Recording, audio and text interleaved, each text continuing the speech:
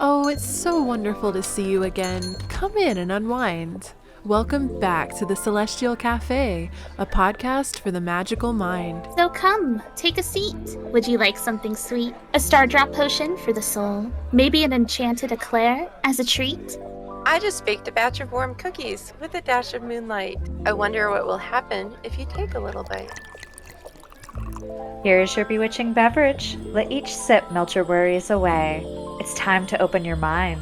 I wonder what magic awaits us today. Okay. Hello, everybody, and welcome to the Celestial Café Podcast.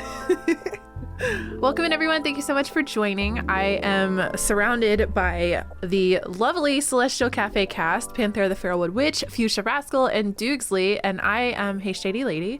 And we're going to be chatting with y'all today about the full moon in Capricorn, which is happening tomorrow, July 13th, 2022. And I believe that Panthera has some good information. It's called the buck moon. Is that right? The buck moon, the thunder moon, there's all kinds of different It's perfect because of your dog Buck. I was going to say the buck moon. So You're serious? I actually use the thunder moon because of that, because otherwise I get very confused.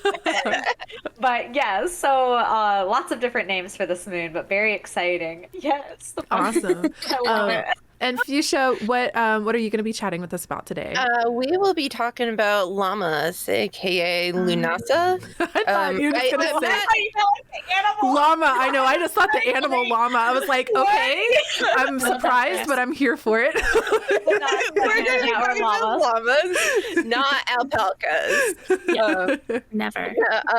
It's the first of the harvest festivals, so that's coming up soon. Oh, we're coming up so soon to autumn already. And That's so Doogsley, sweet. is there a little sound bite of what your astrology report is going to entail? Oh, we're talking a lot about Saturn energy, a lot about Capricorn. This is actually going to be a pretty quick, it's going to be pretty condensed into just being the full moon this time, because I think there's a lot to talk about with this moon, especially with the scope of like how drained we're all feeling. Yes. Vibes. And I think that this moon can shed some light upon how to sort of alchemize that energy responsibly. Yes, welcome to the Llama Cafe. If y'all are new here, we are just getting started. I'm Hey Shady Lady. I do variety content on my channel, mostly around like cozy sandbox gaming, but I also do a lot of magic content here, tarot related. I do a series called Midnight Study Sesh, where I deep dive esoteric symbolism in the tarot cards. It's a lot of fun. That's coming back next week, I think. I've been on a bit of a break because I broke my arm. Just baby's first skating attempt. Let's go. But this is the Celestial Café podcast, and this is a twice monthly podcast where the four of us meet up, and we meet up around the full moon to chat about the energy of the full moon, and also one other which we've just added, and we're available on the podcasting platforms as of last month. So we're kind of we've been doing this since around December of last year, and we're kind of stepping our game up a little bit. So we also cover a random spiritual subject once a month too. So we last month we talked about how we found our spiritual path, and next one will be on around the 28th of this month, and we have not picked the subject yet. So if y'all have any ideas, we're going to chat about it after the podcast tonight. So let us know in chat if you have anything you'd like to see us talk about or cover with the next variety episode of Celestial Café. Tonight we're going to be talking about the full moon in Capricorn, and the super moon, which is a thunder moon, a buck moon, and Lammas. I'm going to let the co-hosts introduce themselves. Panthera, would you like to get to start it? Sure. Hi, everybody. I'm Panthera, and I'm the Feralwood Witch here on Twitch, YouTube, my blog, Instagram, all of the things. You can find me at Feralwood Farm or at Panthera the Feralwood Witch. I make educational witchcraft style content, and I do tarot readings as well. So if you like this kind of magical stuffs, definitely come check me out. And this is the Celestial Cafe, so we've all brought a delicious beverage with us today. So let us know in chat what you're sipping on today as you listen to our lovely voices. Oh my god, or in the comments below, on like YouTube. And subscribe. Let's go. Jot that down. We are available on YouTube now. It's so exciting. We're evolving. I also have, I guess before we I'll let y'all finish introductions just for, but what I'm drinking today, I've got my Health Aid pop with me again. It's the strawberry vanilla. I'm hooked on it. It's delicious. So it's like a prebiotic soda for a happy gut, and strawberry vanilla. It's all I need in life. It's delicious. Wow, that's a great flavor Yes. combination. That is, yeah. Panthera, So what you I'm sipping? drinking. It's called Vanilla Spice. It is kind of little cinnamony, a little like just like spiced in general, and then it's got like that touch of vanilla. It's so good. It's one of my favorite ones. It's one of my favorite caffeinated go-tos. So I have a custom coffee mug being made, which I'm really No way. excited. So I'll hopefully be able to share that off to you guys maybe next episode. We'll see. What But the I'm working heck? with my friend at the Ren Fair every weekend right now. So hey, if you guys are going to Great Lakes Medieval Fair, come check out Sagecraft Ohio's booth. It's great. Yes. She's Wow. making me a custom mug, and I got to choose like the stones that go on it. I think she's gonna make like a castle. So I'm so excited. Oh my God, that's magical. Oh my God, the Panthera To be working exclusive. with her. Yeah, I'm so excited. I love that. That's so exciting. I'm Fuchsia. I mostly do YouTube content these days, and I do a lot of tarot, deck reviews, and just general like miscellaneous witchy stuff, and a lot of crafting. So putting the craft into witchcraft. I have an Etsy shop that not only now I have restocked my candles finally, but I now have spell bottles, little tiny spell bottles. If Yay. you are interested in those, I just sold my first one last night, and I'm really excited. Oh, that's awesome. Yeah, so I'm really excited about those.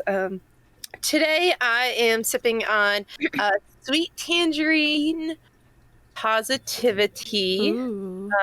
Cute. And I really love the tag on this one today. The others have been kind of like repetitive, but this one it says, "May you create peaceful harmony as your life's purpose."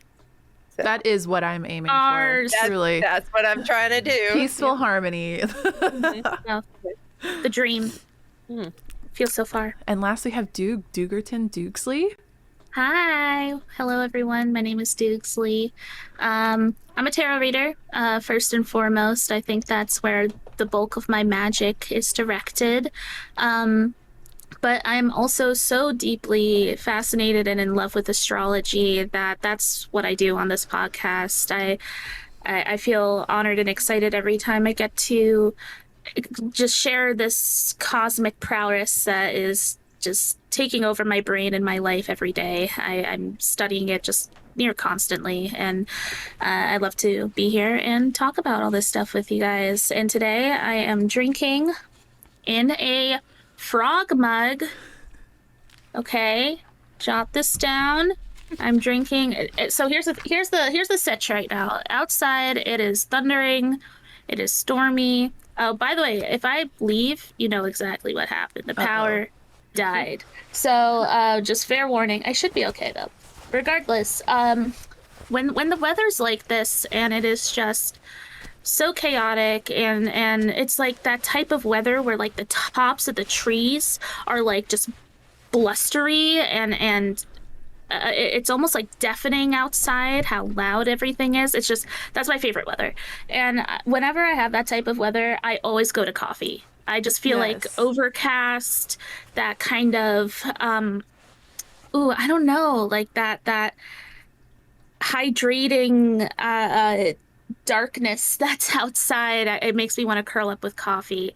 So today I made a mint mocha. Yum. Coffee. My favorite. Yeah, with oat milk and agave nectar. But honestly, the goat right now is some good old water. I've been chugging. I'm always down for some water. But yeah, the We all mint got our mocha. water too, yeah. Good. I don't know. So that's what I'm ingesting at this very moment. I see what you And got. also, I'm stuffing my face with pizza, so I apologize. We're having a pizza moment. So I don't know if you did this on purpose, but your mug matches your dress like perfectly. Oh, yeah. Isn't that so romantic? I love that for me. But yeah, if y'all got a chance to listen to the podcast on Spotify or Apple Podcasts or wherever you get your podcasts, we're available everywhere. We would love it if y'all could drop us a review on Spotify or Apple Podcasts. That helps us out so much in the search on those podcasting platforms. You have to listen to an episode on the podcasting apps first. I found that out the hard way because I tried to game the system, leaving myself a glowing review. So I let the episode play through. But yeah, if y'all could, that would be awesome. And then definitely check us out on YouTube. You'll have to search for Celestial Cafe, but we do have the link available on our website, celestialcafe.org, if you would like a quick link. And we have our community Discord server, which is the Celestial Cafe Discord server. I'll grab a link and post that for y'all in the chat, and it'll be available in the YouTube description and on the website, of course. I think that's. Oh, we do have our date for our next one. Did we solidify a date? Let us know. I forgot already. So our next episode will be on the 28th, which is Thursday, 2 weeks from now. So mark it in your calendars. Don't Same miss it. time, same place. We'll see you here. Yeah, I guess I will lead us in with my little intuitive dump. Just around what it feels like. This is like, I feel like my main specialty is just how am I feeling? This must be how everyone's feeling. Very Gemini of me. But I broke my arm, so that's very much coloring a lot of my energy lately. But I do, after just being on chat with y'all while we were prepping for the podcast, I feel like it might be collective right now. I don't mean the arm break, but my deep soul exhaustion. Mine are intact. I've been sleeping nonstop, and everyone's saying that I'm on pain medicine, and my body has to regrow a bone, so I need a lot of sleep right now. But literally, like, sleeping a couple hours, awake for a couple hours, sleeping for a couple hours, just constantly sleeping. Sometimes sleeping up to like 15 or 16 hours at a time. So I am very tired. I have a lot of motivation though. It's a weird mixture. I'm wanting to create a plan. I'm wanting to create like a strategy. I'm wanting to get myself organized around something, but I'm physically exhausted and can't act on the plan yet. So it's like I'm going into a rest mode, and I'm dreaming and brainstorming a lot, if that makes sense. Yeah. There's not you're holding the flame right now. Yeah, with one hand. Like, I definitely feel you on the strategy and the planning and wanting to, but feeling like I can't. Like, I feel like I'm running on a treadmill right now. I'm just like going and going and going, but I'm not going anywhere. Like, it's just, but I like need to. I don't know. It's a weird time. It's also deeply exhausting, but you feel like you've got nothing to show for the energy expense. So yeah, exactly. I've gone nowhere, but I'm so tired and fatigued from doing all this work, but I've got nothing to show for it. Yeah. Kinda. Yeah, except the friends we made along the way. Yeah. I finally feel like I have energy again. I started a summer job 2 months ago, and it's very physically demanded. So I finally have energy again, but I feel like I'm too stuck in the mundane world now that I'm working this job. And like, I have the energy, but nowhere, like no inspiration to output it anywhere. And so I'm like at the beginning stages, whereas like Panther is like in the middle, but still not seeing results. I have nothing to work on to get results right now. And I'm just like, I don't know where to go. Like, I don't know what to do. So that's where I am energetically. It feels like we're kind of like at maybe a crossroads, or like a dock, like a station, where an airport. Oh my god, that was really difficult for me to settle on. I was like a place where a bunch of boats dock themselves, and like there's a lot of energy and there's a lot of bustle, but you're just kind of sitting there and watching all of the planes fly off, and you're trying to figure out what plane you want to get on. That's kind of where I feel like I've been doing a lot of reevaluation, kind of like thinking about not so much a rebrand, but like how to represent myself, like re-emerge into the world. Like I definitely, for the last several months, I've been super attracted to butterfly imagery and cocoons and metamorphosis and evolution, and the Phoenix energy is kind of not as prevalent anymore. I was really into Phoenix energy towards the end of last year. I feel like I've gone through that, like the burn down and rebirth of the phoenix already, and now it's like which I guess would be like the caterpillar dissolving itself, and now I'm starting to get ready to like want to push out of the cocoon, which is going to take a lot of. You had your tower moment, and now it's like it's the slow, consistent change. Yes. It's so painful, right? Yeah. You're gooped up. You also, I know you retweeted something the other day, and it stuck. Like it hit me so hard that I was like, I need to retweet this. But it was about like how like. You can like it was like the caterpillar can only become a butterfly by standing still and just taking that energy. The hanged man.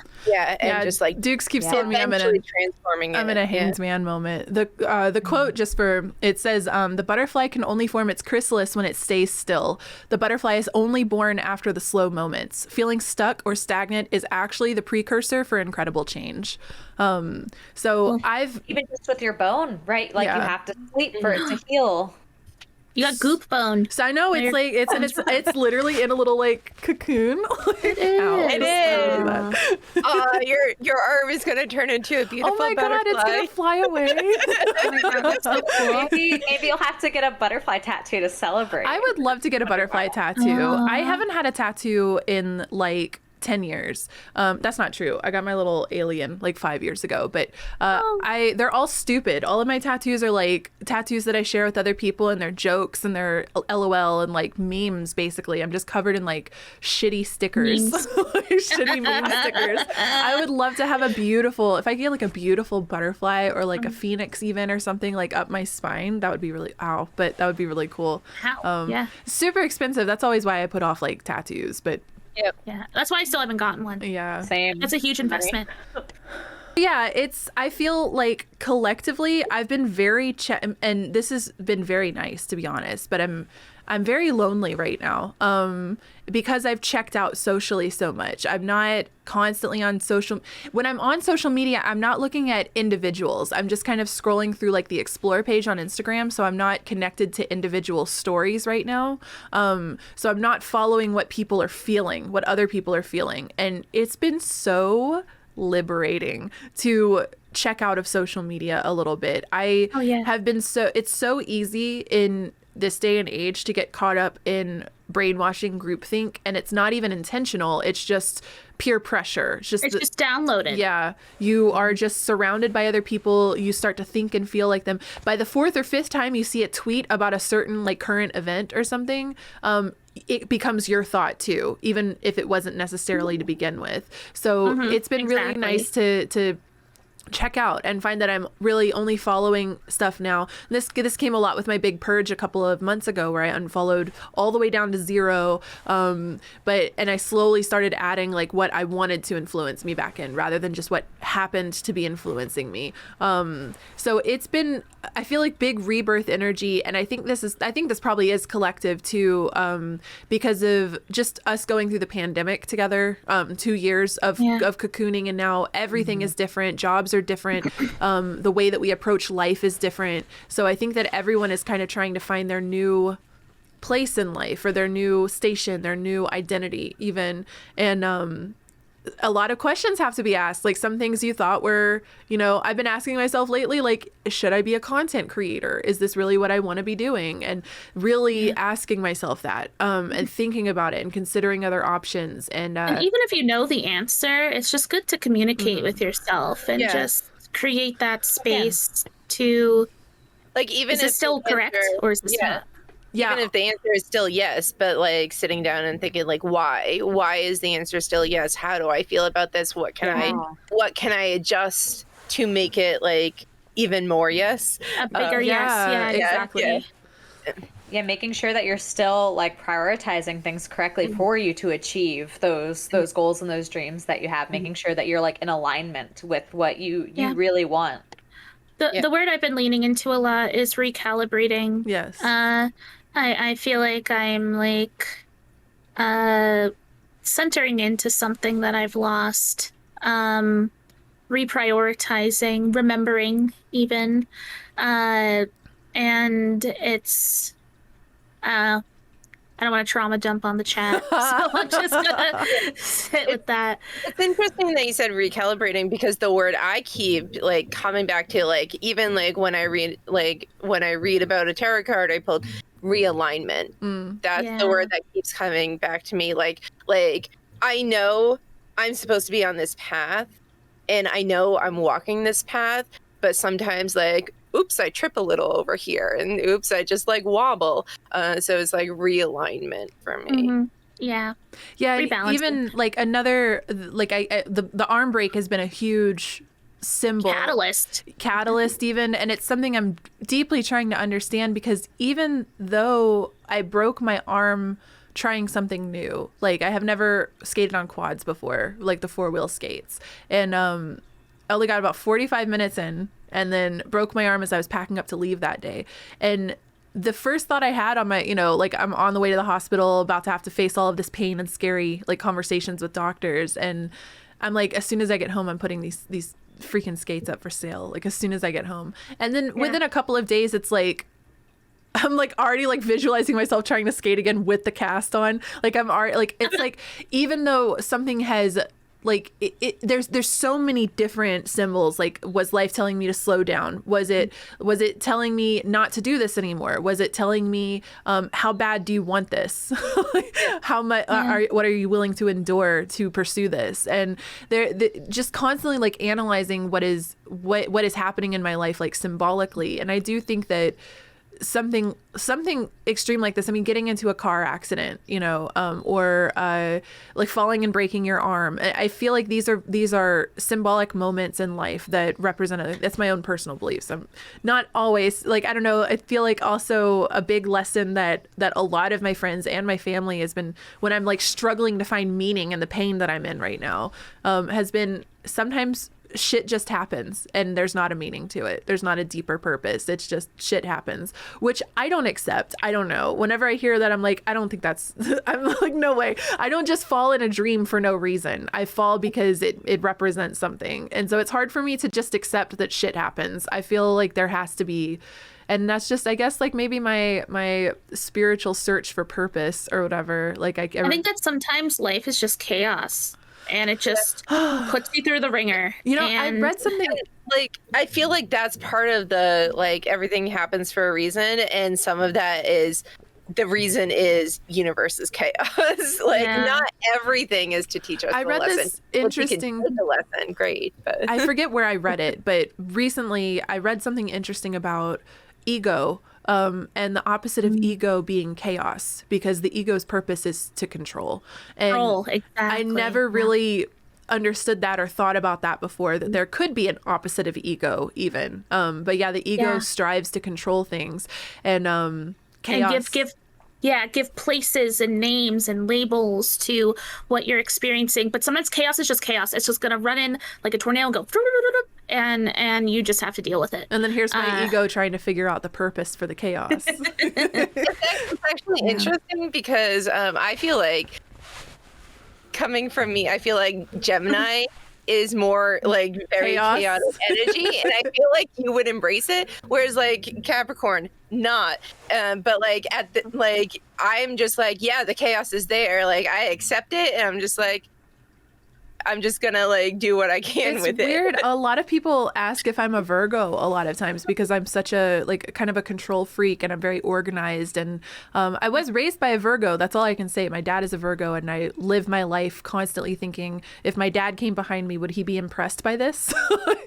Constantly thinking that. So, but yeah, I think that's it for my intuitive hit. It's mostly just lost in the pain and trying to find purpose in the pain is kind of what it feels like for me right now. And deep exhaustion, wanting to try to like create a plan to tackle once you're, it's like a recharge. And once you're ready, I want to have a plan in place so that when my energy is back where it needs to be, or is normally, I should say. I won't say needs to be or should be, but once my energy is returned, I have a game plan in place, and I know what I'm going to be doing, and I'm ready to sprint out the door. So I guess we're going to turn this over to Dukesley and our astrology weather report. So I'm going to switch our scene really quick. And now for the weather. All right. All right, so welcome everyone to the astrology portion. I'm happy to be your guide through this supermoon in Capricorn. It's just another supermoon. Last moon was also a supermoon. We have like little seasons of supermoons, I believe. There's And usually always 2 in a row, right? Yeah. Next moon is not a supermoon. So this is the closing out of a little bit of a supermoon season. We talked about supermoons a little bit last time, but just imagine it's just a magnifying glass on the entire moon experience in and of itself. For all our lunar friends and all our Capricorn friends, this might be a little bit more intense energetically. Yeah, Fuchsia's very excited today. This is going to be. I work with the moon a lot, and this is Capricorn, and I'm just like, yeah, you are in your element right now, I would say. I feel like, and we're going to be talking pretty extensively about Capricorn and by extension Saturn energy, and I'm Saturn dominant, so I'm not even going to say I'm at home. I'm definitely feeling it. Feeling it. So tomorrow, full supermoon in Capricorn. That'll be July 13th, Wednesday. It's going to be exact at 2:37 p.m. EST. So it's going to be in the middle of the day. And did I say EST? I always never know what I say. I said EST, right? I don't remember. Sorry. I don't remember. Well, it was supposed to be EST. I don't know what I'm talking about. Something ST. There you go. There was too many numbers. I got lost. So PST is 11:37 a.m. So it's nice and early, and it's a little bit later for GMT folk. 7:37 p.m. GMT. For those who care, this is going to be at 21 degrees 21 minutes. That's the third decan. It's ruled by the sun. So this is a moon ruled by the sun. Okay. And specifically, this card is the card that's related to this moon is the Four of Pentacles. Okay. So we think about that card being just very protective, very... Could you describe the card for those that might not be familiar with it off the top of their head? Yeah, so it's an individual that's sitting in front of this big city. It's in the distance, but the main focus of the card is this individual sitting in like a little stool. They have one pentacle over the crown of their head, one pentacle over their heart, and two pentacles under their feet. And they're kind of holding it close. They're very constricted. It's a card that often reflects upon, I'm going to throw out a few words here. It's a bit miserly, a bit Scrooge-like, not just with money, but with energy as well, kind of hoarding that whatever energy you're going through. It's pretty solitary. I would also use the word protective. Yeah, protective for sure. It's a shield. They're shielding themselves. They're blocking their crown chakra, if we're gonna go there, and sort of blocking any sort of insight. They're blocking their heart, and they're blocking the bottoms of their feet. There we go. There's that little guy. The unicorn version. And they're far away from this big bustling city. They do not want to interact. They do not want to play any sort of roles with others. They are very alone, very protective, and not really willing to share themselves with others at the moment. So just keep that in mind as we go through this energy. I think it's just important. I think it helps illuminate a little bit of what's happening. So before we get into the moon itself, I like to take this moment and be like, what this is a Capricorn full moon. What is Capricorn energy? What does that mean? Basics, it's an earth sign. All earth signs, very steady, very dependable, stable, right? It's a cardinal sign, which denotes the start of a cycle. And I love that for Capricorn. I was expecting Capricorn to be fixed, but of course Taurus is fixed. Taurus is definitely the most fixed now that after I thought about it. But cardinal, it makes sense to me because Capricorn I always think of as like the business person, and they're like the startup. The go-getter. Yeah. Right, exactly. We're actually going to be talking a little bit about that in particular, the business-minded side of Capricorn energy and how okay, I'll give me a second.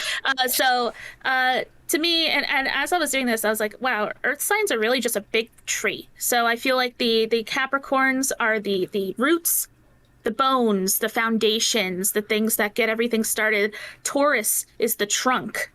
And it's this very dependable, stubborn in a way, because like you can't shake a trunk. It is just so steady, so firm. And then Virgo is the branches, that airy part of the tree that just sort of reaches out and creates this beauty of like the tree, this imagination, this creativity, while Taurus is very steadfast and Capricorn works in the shadows and creates this incredible I don't know, foundation. I'm gonna be using that word a lot today. Foundation. It is definitely a keyword.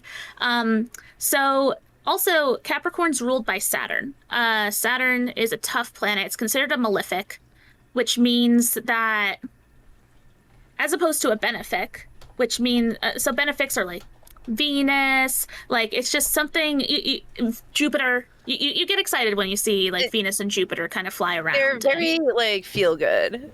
Yeah, like, and of course there's like Saturn, not so much. yeah, there's some shadow parts to Venus and Jupiter, of course, but like I feel like the malefics are like Saturn and Mars. You kind of see and you go, oh, okay, this is going to be a little intense, right? And so Earth plus Saturn energy equals Capricorn. What does that mean? Here comes my vocab words: dependable, focused, stable, or stability. These are rocks that you can depend upon because they're just steadfast. There's no surprises to Capricorn. What you see is what you get. Okay, and they're very labor focused. They like to work. They enjoy working. And I wrote down a very specific term here: communal care. I associate with Capricorns. I feel like, I don't know. At the end of the day, they're very community focused. At heart, because and I mean, we're gonna be talking even more. Self-sacrifice. I'm thinking of my brother right now, but they're very self-sacrificing. They're like, my brother is the one who is like works without complaint always. He's the one. He was, I mean, old, and this could be older brother, but it works that he's a Capricorn. He was always the one that would drive me and my sister wherever we needed to go without complaint, without question. He was self-sacrificing to serve the greater good, and he was comfortable in the work. He's also the one that's like works and bank just loads up, never spends the money. But I spend the money. He's recently come to, I'm very proud of him. He's recently started being like, he's like, what's the point of the money if you never use it on anything, is something he started saying recently. And I was like, now you're starting to think like me.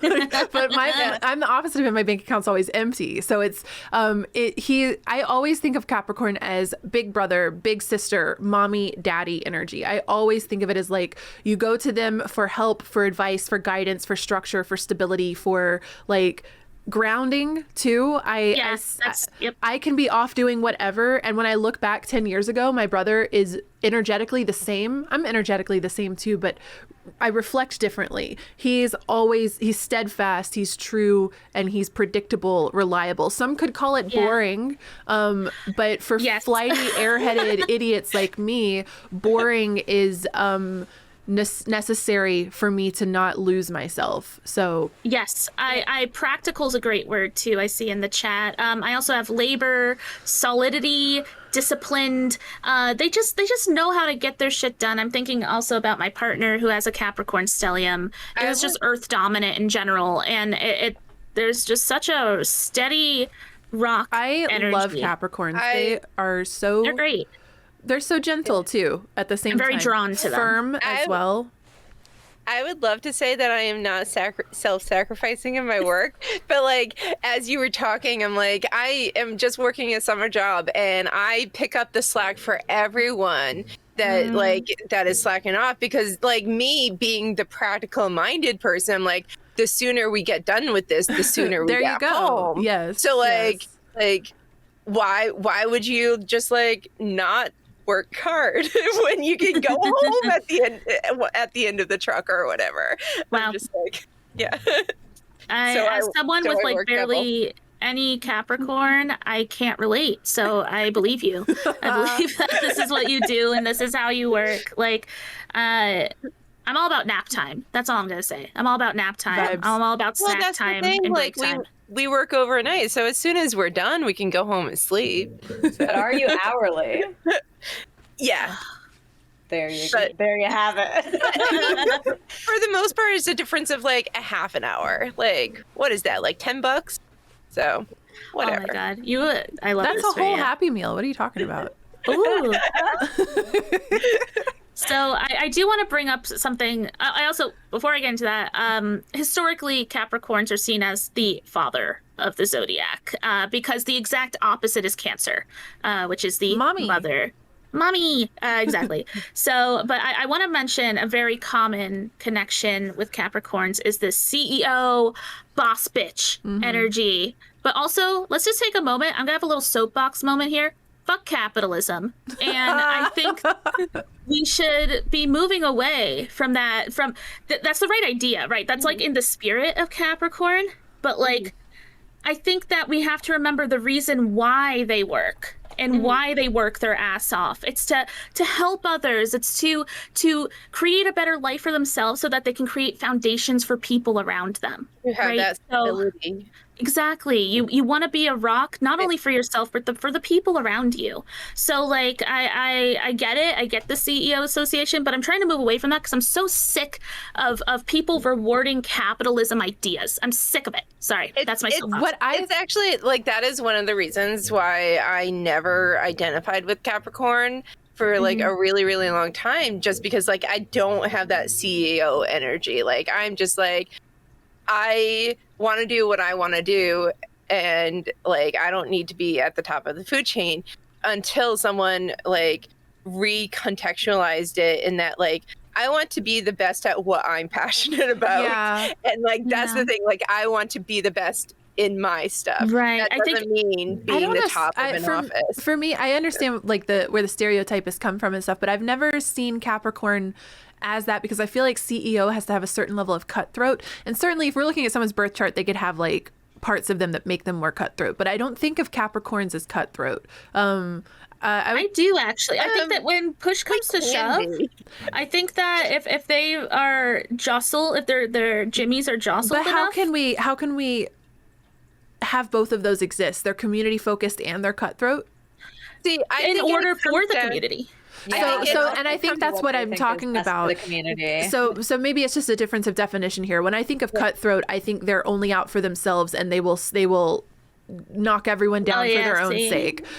So I don't think of Capricorn like that. I think of them as self-sacrificing hard workers, but they're also like they're the literal that hen that's like, bake the bread and everyone wants the bread. And it's like, you know, I sowed the seeds. Where were you when I put the seeds in? Where were you when I was cutting the wheat down? Where were you when I was doing this? And now you want to eat my bread. And it depends on the type of energy, I suppose. But I think that Capricorn also, they're self-sacrificing and that they're going to chide you for not doing the work, but they're still going to give you a piece of the bread.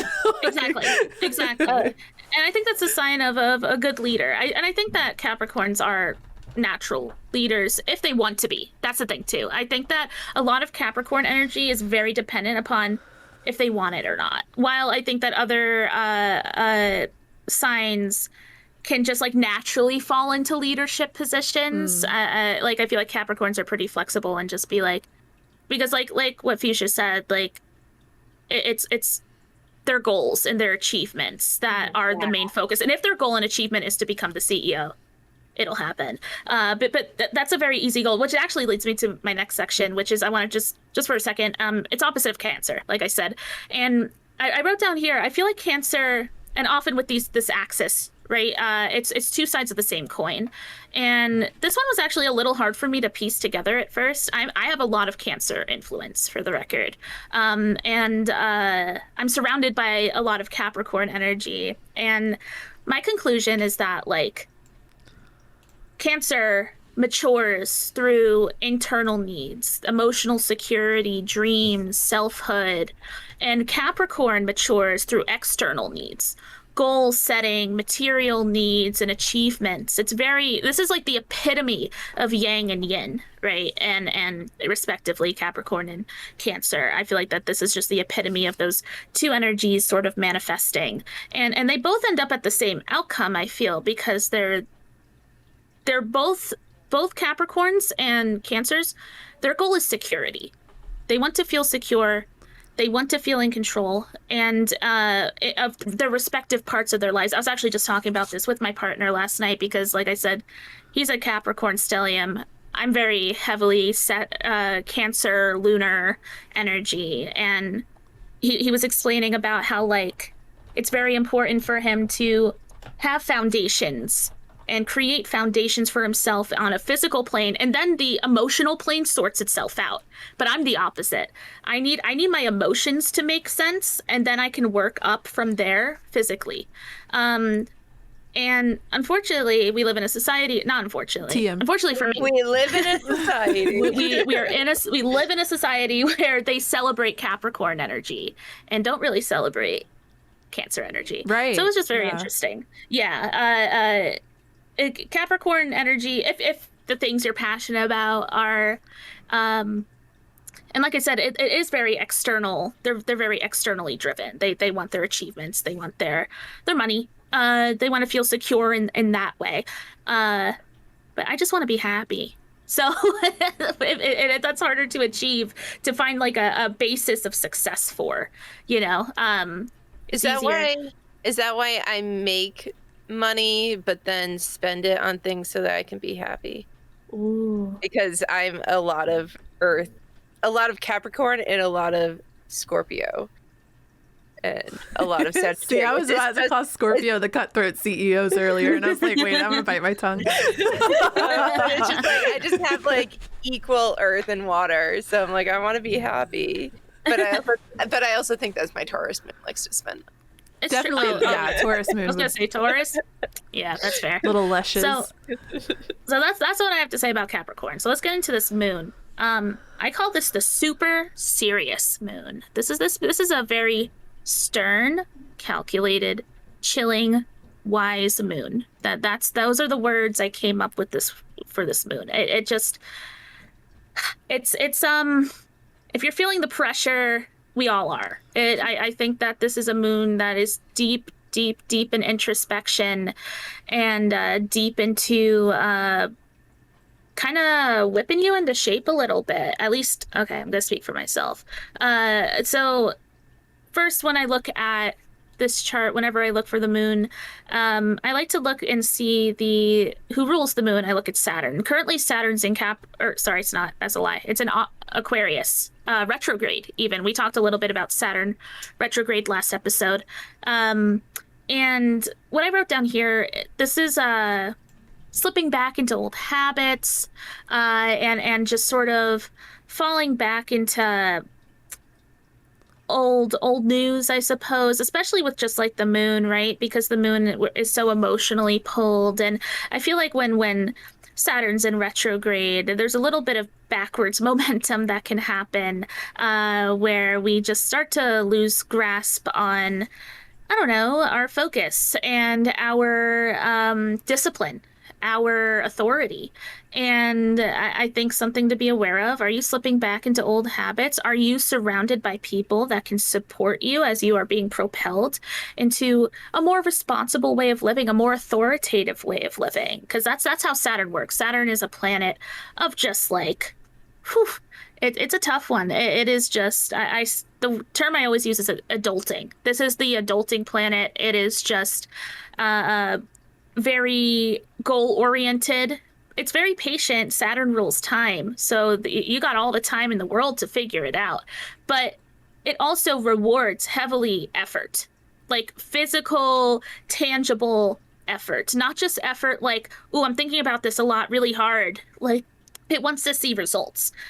So I feel like with Saturn in retrograde, Saturn ruling this moon, Saturn in Aquarius, which is also ruled by Saturn, I don't know. There's definitely some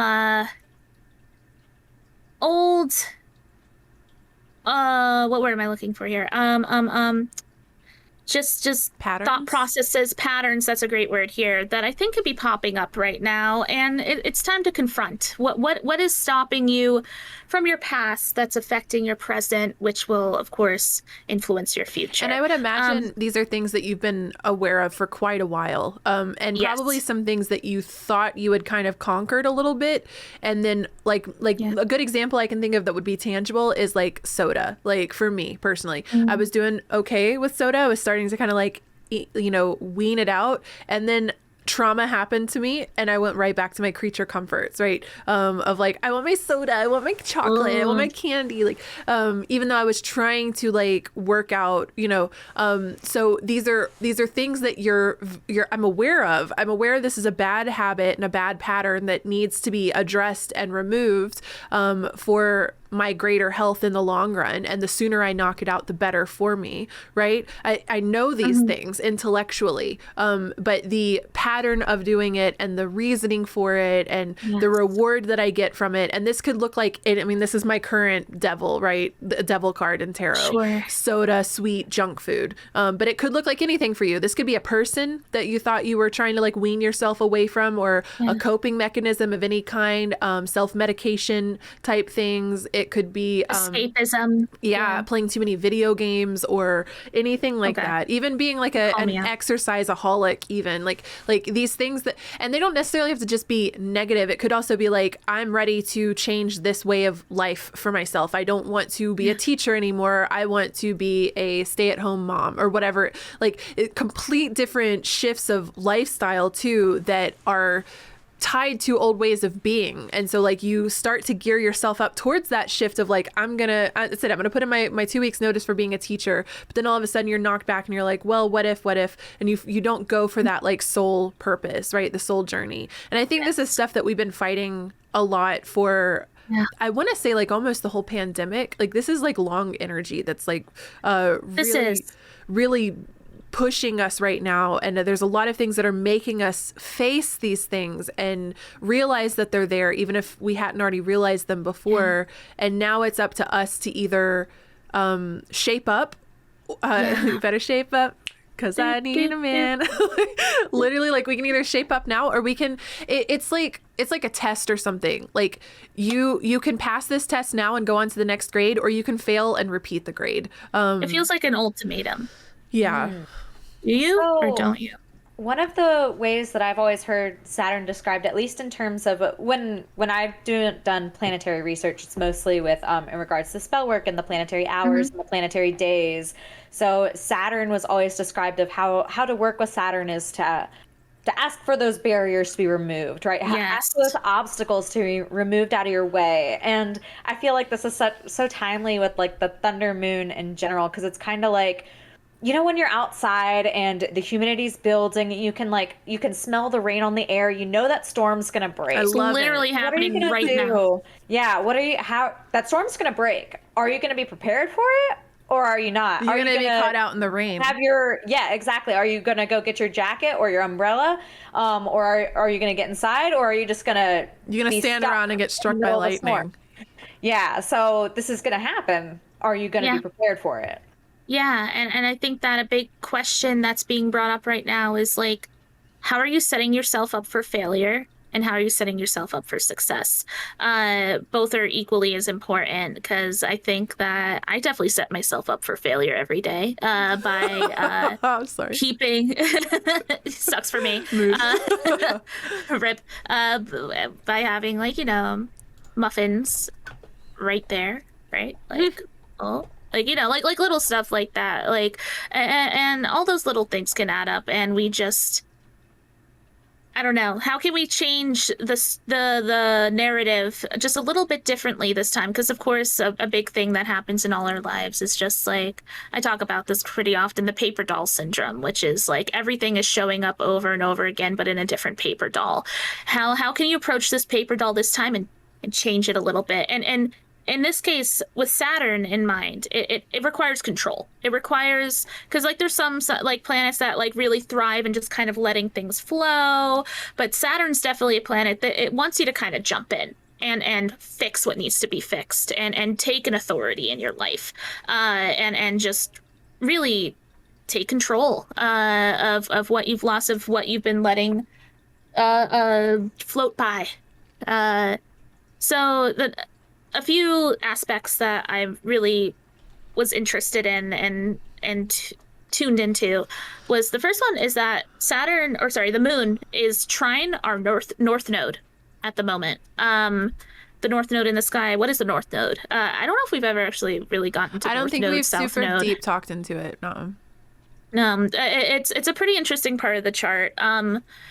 So there's a lot of speculation. I think that there's a lot of different input as to like what it means to each individual. But for brevity's sake, what I'll say is that the north node is kind of like where your soul is directed towards in, and bear with me, this lifetime, right? Because a common narrative is that the south node, which is the exact opposite of your north node, was your past life and things that you naturally like want to sort of fold into again.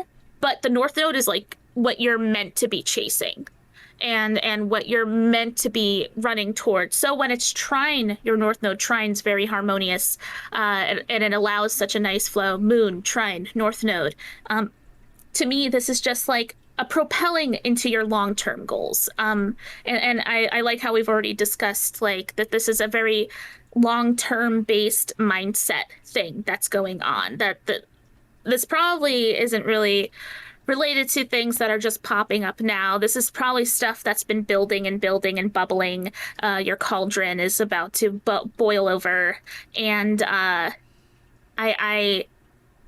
think that you in particular, everyone, should really be thinking about these long-term things that you've been building up towards, losing steam, gaining steam. You know, how can you sort of even out that playing field for yourself? Well, once again, set yourself up for success, whatever that means to you. Success is a very blanket term. And just sort of allowing yourself to just accept that. And once again, north node requires a little bit of effort. So once again, we're being pushed into sort of breaking down. I love the breaking down barriers, breaking down boundaries, breaking down. Oddly enough, Saturn also wants you to know that the world is your oyster, but Saturn also likes to challenge you, I think is a good way to put it. You have to work for that oyster. Yeah, definitely. And you have to wait for that oyster, for sure. You have to wait for that pearl to form. It's not going to come overnight. And I feel like we've been talking about like this long-term building for a few full moons now, actually, now that I'm saying this out loud. And I think that we're coming to a point where like we've been preparing. I feel like we've been doing a lot of prepping, a lot of like mindset, like, okay, I want to be an artist. I'm going to think like an artist, that kind of stuff, right? But now it's put to the test. Now it's like, Daddy Saturn kind of pissed that you're not doing the work. So now if you're feeling the pressure, you probably haven't been doing the work, which is okay. We're in unprecedented times. We're doing our best. Saturn still wants you to be kind to yourself, of course. Another aspect that's going on, not only is the full moon trine to the north node, it's also trine to Uranus. Very strange little planet. I don't think we talk about the outer planets very often. I like Uranus. Uranus is just a strange little place. I think that it's very eccentric. It allows for deep forms and expressions of authenticity and individuality. Sometimes to the point of you just being a straight up freak, and I love that for you. So I want to say what that means to me.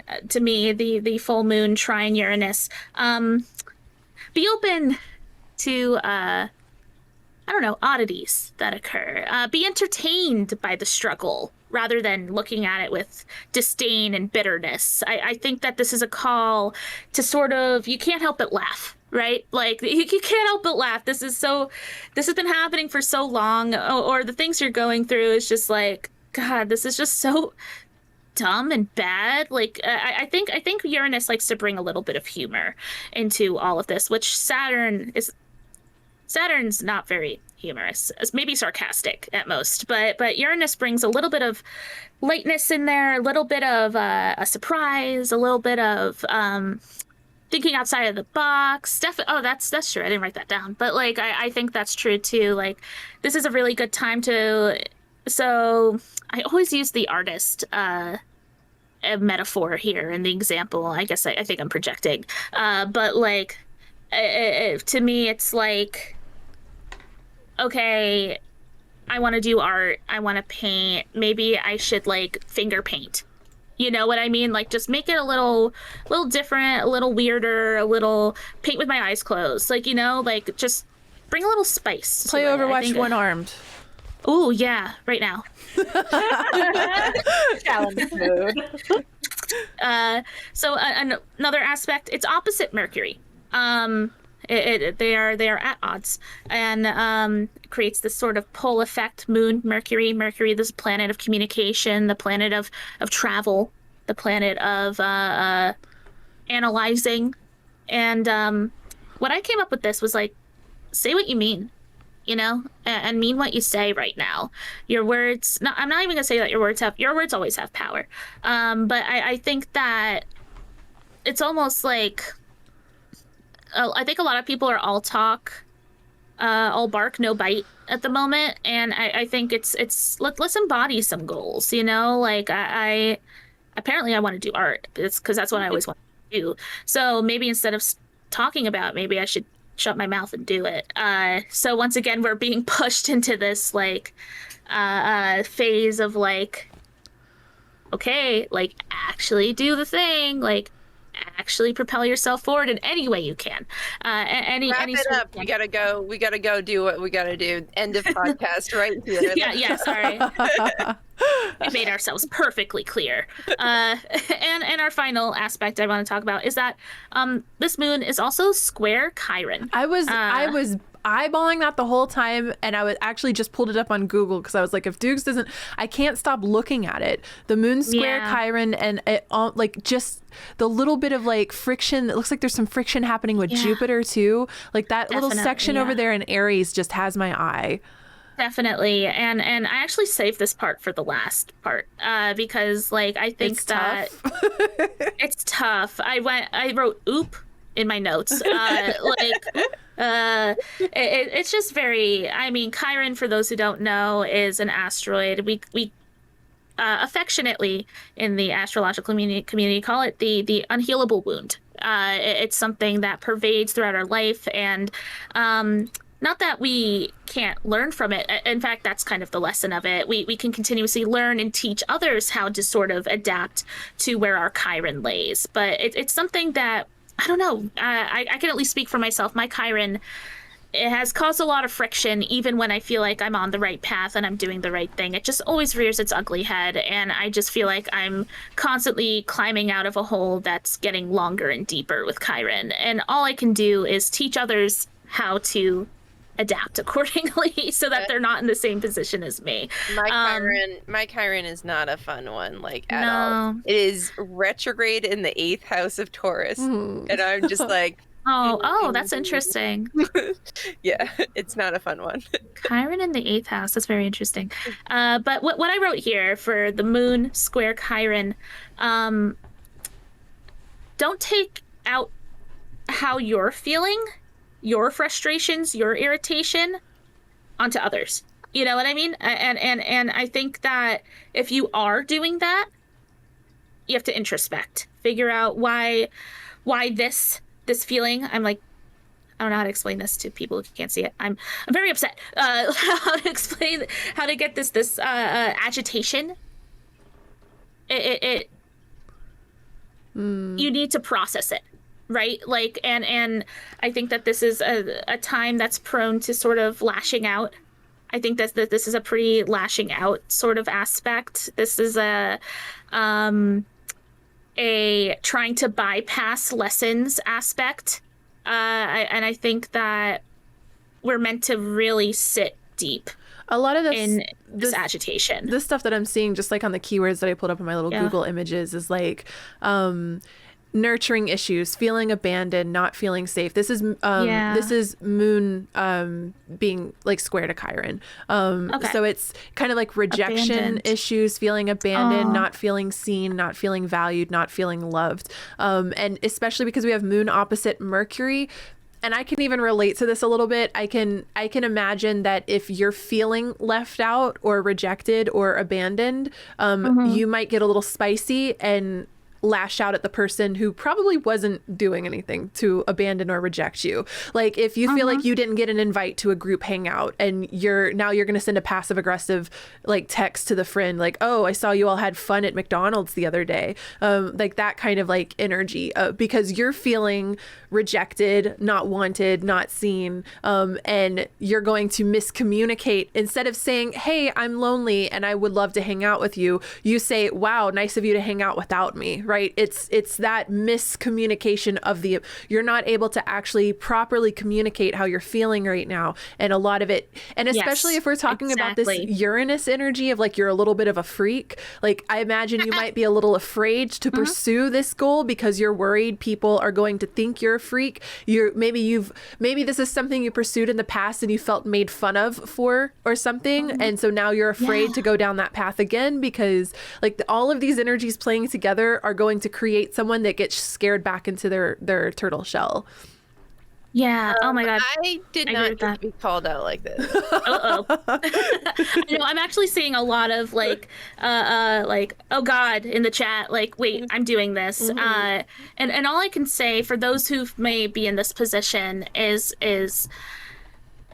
really think about why you're doing that. You know, like I think that's a good place to start. This seems like a pretty good journaling moment, right? Like that'll work. Literally, this is a good. I mean, whenever Chiron shows up, he just demands so much introspection and inner clarity, and I think that it makes sense, right? Like when there's a phrase that I got on a fortune cookie a long time ago, and it made me laugh, but it's also true. When you are squeezed, what comes out is what's inside. And yeah, it's ridiculous. And we had it on our fridge for years because it was like, ew. But then like, you know, we read it every day and we're like, okay, I get it. Like, and I think that kind of applies to right now, especially if like you're relating to that phrase, to this moment of sort of throwing your agitation at others. I don't know, just really sit with yourself and just be like, why am I doing that? And I also think that Chiron demands a little bit of like self-control in some ways, especially with all this Saturn and energy. Self-nurturing, like, sadly, too. Definitely. Yeah, self-soothing. Yeah. Definitely. I think that's what Saturn lacks. I think most of all is the soothing part. So maybe another way is like you're not going to get what you need right now from other people, and you have to provide it for yourself. Yes. It's a kind of a solitude moment. Absolutely. That hermit energy Dukes keeps bringing up. Hermit energy, hangsman energy. Yeah. Yeah, 100%. I completely agree with that. I actually have one more. Conjunct Pluto-ish. It's kind of a big conjunction, if you can see. It's a few degrees away. But don't sweat the small stuff. Don't be distracted by the small stuff. You have big ideas. We all do. We have big plans, and this isn't the time to worry about the little details. Saturn just wants you to do something, and Saturn wants you to just be focused and be aware. This moon wants you to just propel yourself into all this internal planning that you've been participating in with these last few moons, and now create and do something, anything. That's the thing too. Saturn's down for anything. Like as long as there's effort, as long as there's heart, and as long as there's a little bit of discipline where like, you know, you come back to it every day. You can prove to yourself and prove to Saturn, hey, like I'm in this, right? I think you're in good hands then. But all that being said, listen, this is just a very focused, stern moon, and I think that once again, if you're feeling the pressure, this is it makes sense. I think a lot of us are feeling pressure right now. I think that the way that the world is working and operating right now, it makes it kind of hard to do some of the things I was just talking about. Like, I don't know, really leaning into and stepping into this almost like a soul responsibility, you know, like an SOUL responsibility, and also SOLE. I feel like a little bit of lonely energy. There's one more thing that my eyes are popping to, and it's just the Mars in Taurus and the Venus in Gemini, which just makes me feel like there's a lot of staying energy for stuff, but your heart is feeling very flighty and you don't know what to put this staying energy onto. So I feel like there could be some, I don't know, is stress the word I want to use? Is anxiety the word I want to use? Frustration? Yeah. I feel like frustration is a really good word for this mood. Frustration and agitation are the two words I keep falling into. You've got a bunch of different interests. You've got a bunch of different ideas. Oh, but I want to go do that. Like I'm thinking about like the little plans I'm making. I want to do this kind of stream, but I want to make this music over here, but I want to learn how to do that. But I don't want to be at my computer at all. I want to go outside. And you've got this like staying energy to do stuff, but you don't exactly know how to apply it. And maybe this isn't maybe this is a self-analytical moment. This is a time to reflect. This is a time to think. This is a time to plan. Maybe this isn't a time to necessarily act on any of these actions in a long way. It's setting yourself up. It's changing your focus and direction. It's analyzing, sitting in the moment, feeling it out, understanding, making the plans, and getting yourself geared up for when it's time. Which is funny because if we're going back to the intuitive chat at the start of this, that's exactly where I was like mentally like I can't do anything right now. Life has physically prevented me from doing anything right now. But so I think the most important thing for you in particular is not falling into old habits during this time, because I know it's harder for you to start the things you want to start. So at the very least, don't set yourself up for failure. Some of my old habits I can't sit here and play 8 hours of Overwatch. You know what I mean? It's true. You are adjusting. For sure. I read 2 books in one day the other day. Like I just started my 3rd book. Like I've just found escapism in different ways. That's the only thing. I think that like, especially if you're like not able to do things right now, at the very least, get rid of all the distractions that are stopping you from like sort of just entering that this new timeline, you know. There's ways around this that we can work alongside Saturn, because once again, Saturn is not an easy planet. Like I said, I'm Saturn dominant, and it's pretty heavy. It's heavy. It's in my 1st house. I'm a Saturn rising. So like I live this every day, this internal struggle of I have to be more responsible. But you know me, if you were here, you know me, I'm whimsical, I'm flighty, I'm airy-fairy, and I feel like I'm constantly at odds with this natural Saturn energy that radiates through me. And I think that's why when you do like D&D and stuff, you're always this like cute little bunny with a demon lurking over your shoulder. That's definitely a favorite trope and relatable trope of mine. Yeah. There's something darker lurking within. You just have to be around me enough, and then you see this more stern side of me.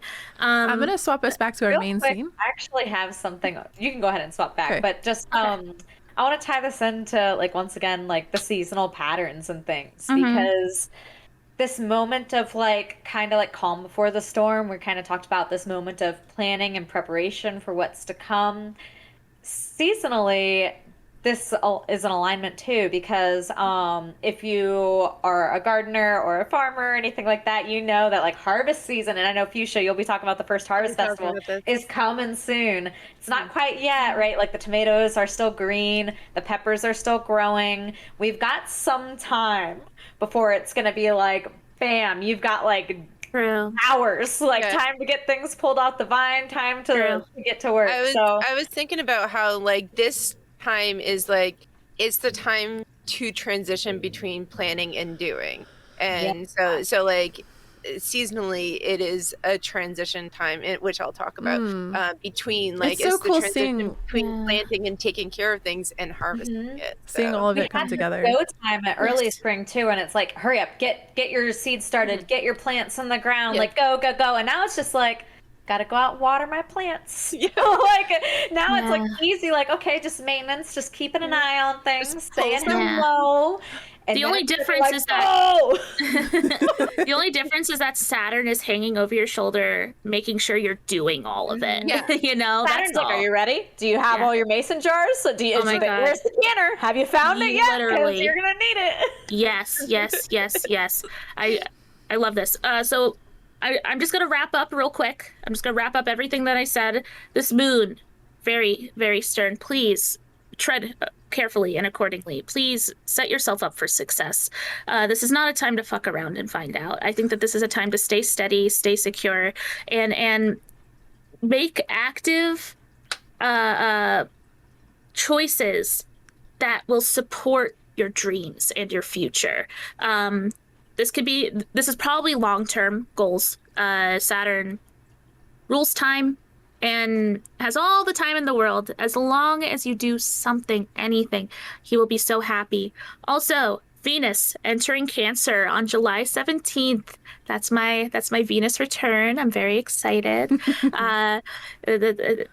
She's coming home. And we got Mercury entering Leo a couple days later on July 19th. What's going on? Everyone's going to be just performance art on Twitter. Everyone's going to be talking all the time. And then most of all, Leo season is starting on July 22nd. Shout out to Leos. Shout out to my partner who's love a Leo. Leos. We love Leos. Shout out to my mom who's also a Leo. I'm surrounded by Leos. Yeah, I love Leos. We I'm love. also surrounded by Leos. so something to look forward to. But I think that's all I have to say. Good luck, everyone. This is Okay. not an easy moon. So I'm glad I was here to give you some advice through it. That's all I We're can grateful say. for It's Duke's really like, funny. Like, you're like, this is not an easy moon. This is intense. This is hard. And I'm sitting here like, I love the sound of all of this.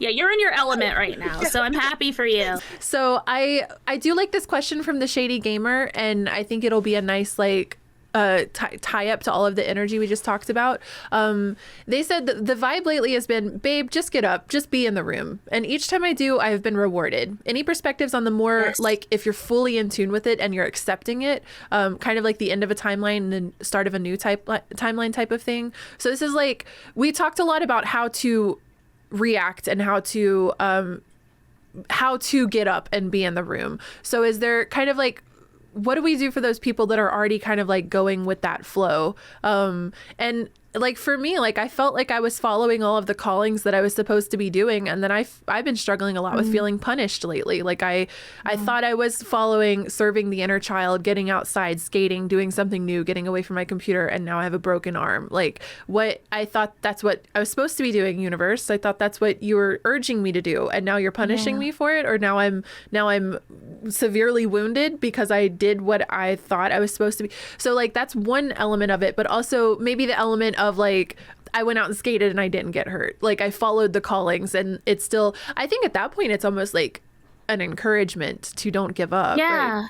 And Saturn, I mean, one thing Saturn does do is reward. He loves to reward those who put in the work and put in the correct work. Correct, right? Whatever that means. That's for us to figure out. And if you're feeling rewarded, who said this? There's two what? The other Shady Gamer. The other Shady. So if you're feeling rewarded, you're doing good. That Saturn is similar to Jupiter, wherein they're big, they're huge planets. Like they have a lot to give. Saturn's a little more stingy and is a little more picky, while Jupiter's like, for you, everyone gets Oprah. Yeah, literally the Oprah of the planets, 100%. But Saturn's a little more picky. Saturn wants to invest. Right? So like Saturn's looking for good investments. Like, okay, this person is aligned with their North Node. They are visiting this every day for 3 hours. Wow, it and helps I me see so them much to visibly- think of them as people. I know. They're little bodies, right? They're just little energetic bodies, just like all of us, right? So and Saturn is just calculating, and then you get a raise.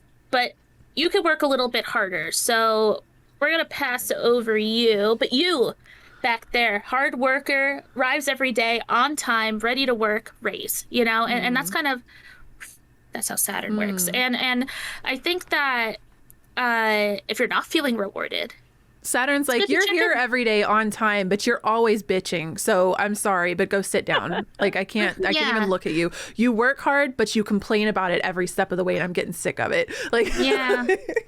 Yeah, Saturn can take a little bit of complaining, but like after like the first bitch fest, because like Saturn knows that he puts you to work. Like that's the thing. Saturn knows, and like he's okay with a little bit of ugh, you know. But after that, he wants to see you at least just show up prepared.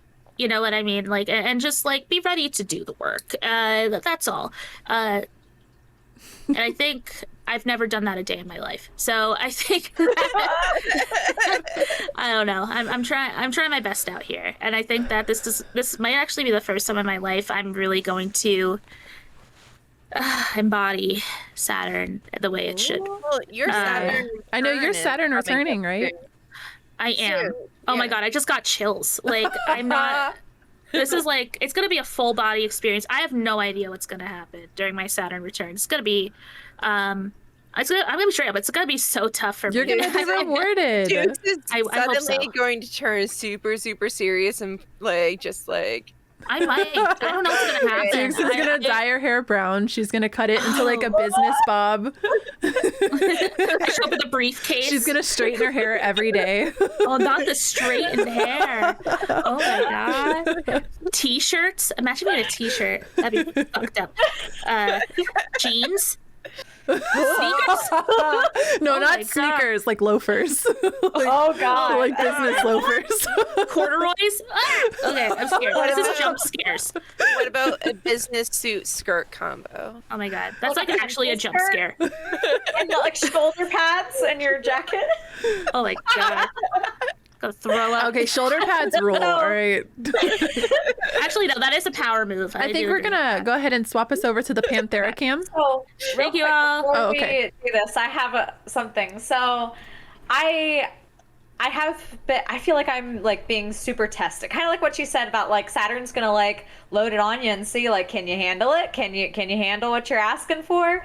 I have been trying to manifest like a specific amount of money for monthly for a while now, and this month got damn like all this stuff is coming out. It's like a Ren Fair, new coaching clients, new tarot clients, new pet sitting, like all this stuff, and I'm just like I feel like Saturn's kind of like, you asked for it, can you handle it? Like, are you gonna break? Are you gonna keep it up? This is what you wanted, right? Can you That's be Yeah. so true. Yeah. That is definitely a Saturn thing too.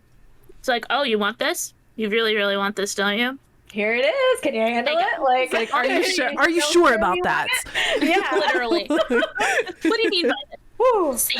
It's been a lot, and those of you guys who know me, I love money magic, and it's great, and it definitely like I see like the best results with it, but oof, it is like a lot all at once. When it all comes in at once. Yeah, like I was expecting this to be like a slower trajectory, but damn, like it's good, but like it had to happen like the week that Ren Fair started too. It's like that's when like all the shit hits the fan.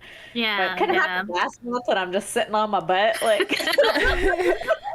So That's fun. yeah, to everyone that's new tuning in, we are this is the Celestial Cafe podcast. We meet up twice a month, once a month around the full moon to talk about the full moon energy, and a second time 2 weeks away from that to talk about another spiritual subject. We haven't picked our topic out for this month, so if you've got any ideas or anything that you'd like to hear, last month we talked about how we found our spiritual path and how we all got started on our witchy magical journey. And next variety witchy episode is going to be on the 28th of this month, which is the final Thursday of July.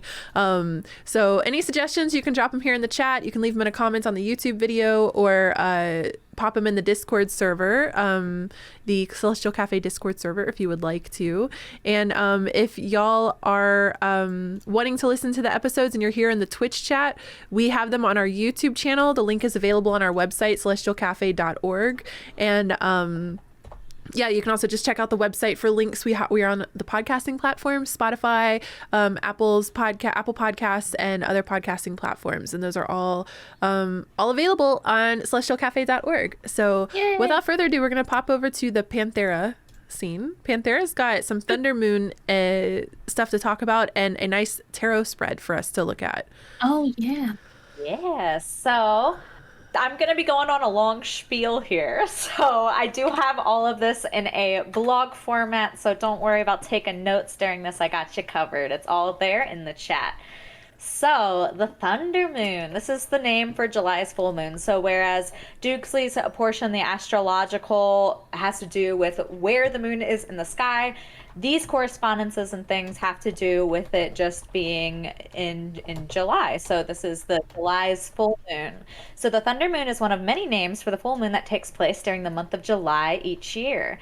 These names come from various different cultures from across the globe. The name Thunder Moon in specific comes from the Western Abenaki peoples and is representative of the number of powerful storms that we see during this time of year. So you guys know it's summertime, right? It's hot, it's humid.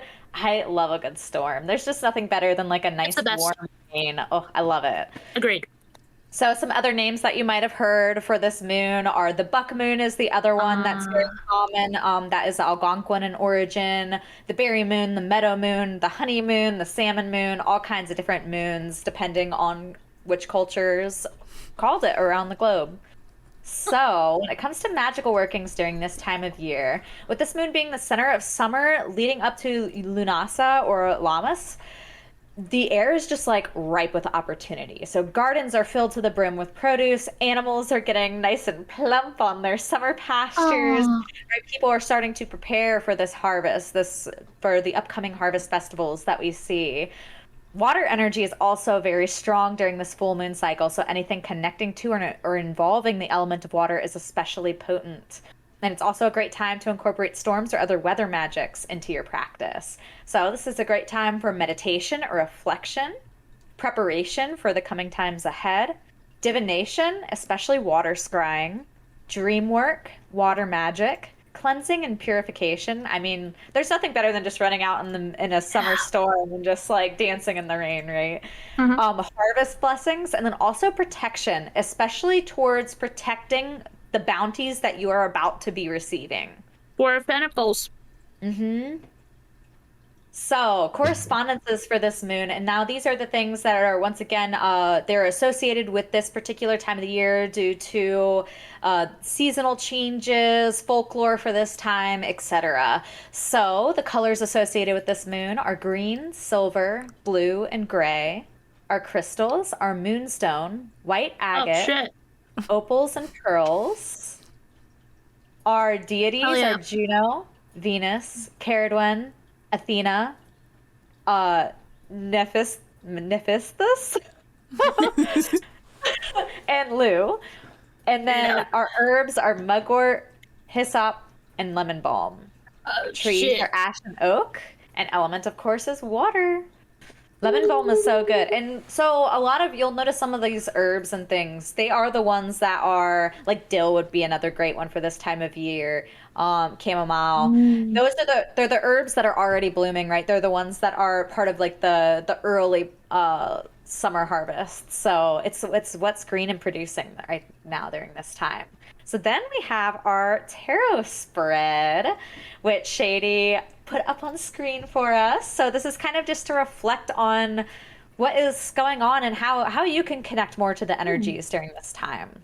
So the first question is, what abundance should I prepare to receive? So this is that way you know what you need to do in order to best receive this benefit, right? Because that leads us to our second question. What can I do to receive the best benefits from this harvest? So how should you prepare? And then what do you need to do to actually apply these benefits, right? So that you can keep moving that momentum forward. And then how can I best protect myself and my prosperity? Yeah. Did I need to use the pointer? Absolutely not. Did I? It was fun. I also have some shadow work prompts for you guys. So the shadow work prompts for the Thunder Moon, and these are like journal prompts for you to kind of reflect upon yourself and during this time. They are you prepared to start reaping the results of your hard work? If not, what is holding you back? How can you best set yourself up for success in this area? Then the next one is, what is your relationship to success? Is it positive and wanting? loathsome and jealous, maybe even fearful. Why is that? What instances have led you to have this feeling? And then what's one step that you can take this month to either feel more comfortable with success or to protect your prosperous self? Ooh. And I think that a good question to always ask ourselves is, what does success mean? Like, everyone's version of success is so different. For me, success is having a day where I can get a nap time, where I can eat some snacks. I'm literally a 5-year-old. Where I can, like, I don't know, get some hugs and, like, I don't know, Where's like, your Taurus in your chart, Dukes? my second house, it's lonely. There's no planets in my second house, but that's what supports me. That's what keeps me going. Or third. It's second and third house. And I feel like, I don't know, like, because to someone else, a success is like money. Just to the next person, success is like a healthy relationship. Success, you know? Success for me is like, I think that I've always said is like not worrying about how I'm going to have shelter and food on a day-to-day basis, not worrying about it, not worrying about the amount of money in my bank account when I swipe my card to buy a gift for a friend. Like, I don't even want to think about my bank account balance. Like right now it's like, oh, I don't know, can I buy dinner tonight? Let me open up my phone and look at my bank account balance and make sure I'm not overdrafted right now. Like I don't even want to have to think about it. I want to be so secure and stable, and I want that security and stability to come from I used to tell my mom when I was like 6 or 7 years old, like, what do you want to be when you grow up? I want to do whatever I want to do and I want to get paid to do it. That was always what I said as a kid. Like and that's what that's the content creator's life. And now it's sort of like that Saturn energy of like, when it comes down to it and I have to make videos about this and I have to stream about that, like, I don't like responsibility, period, I guess. But that was a question I asked myself yesterday as I was setting up this content schedule I've got planned for the next month or so. I was like, this is what you wanted, isn't it? You get to decide what you're doing every day. You get to pick what you're doing every day. Like, yes, video editing sucks and it's tedious and it's boring, but you get to do what you want to do. And you're not in office. You have to, this is your sacrifice, is you got to sit and video edit for 3 hours. Like it was kind of this kind of conversation with myself yesterday. So I feel like that like success for me is doing what I want to do and having security and stability from that. And I think that the payoff back to the universe is that what I want to do often aligns with helping teach and inspire others. So it gives back, and I'd like to receive in return. Like it's like being like a good functional member of a community, right? Symbiotic. Yeah. Everyone's working together. It's funny because your version of success included money. Mine didn't. It's not so much about I can't help it. Money is not what I thought of as like a 6-year-old, but I have I need a house and I need food, and in order to get those things, I have to have money. I can't help it. If I didn't have to think about money, I wouldn't. But in this world, I have to. Like, absolutely. For me, success is living the way that I want to live, being able to live the way that I want to live. And unfortunately, that does mean, and I've got it like mapped out to exactly how much money I need to make a month for that to happen. But it's being able to choose what I want to do with my life, right, and make that a reality. So I guess like money is definitely factored into that, but money itself is not the only thing, for sure. Yeah, like for me, and you're gonna not surprised at all because Capricorn, but success for me is stability. Like no matter and that changes, like that definition of stability changes because like now I'm in a place where I don't really have to worry about money as much as I did like 5 years ago. I don't have to worry about almost being out on the streets like I did 5 years ago.